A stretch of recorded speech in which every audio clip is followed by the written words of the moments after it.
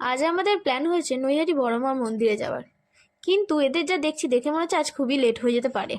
তাই আমি নিজেই সাজতে ছুঁয়ে গেলাম, কিন্তু আমার খুব জোর পেয়ে গেছিলো খিদে। তারপর আমরা সবাই মিলে একে একে স্টেশনে চলে এলাম তাড়াহুড়ো করে।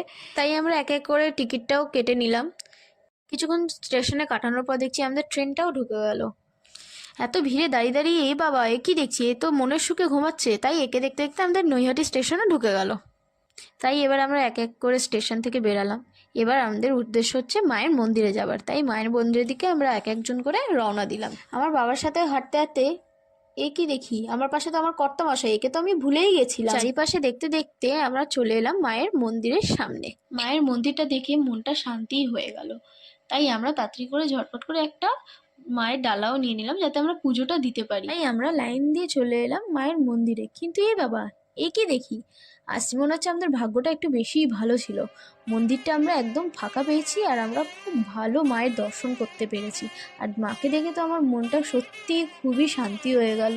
কতদিন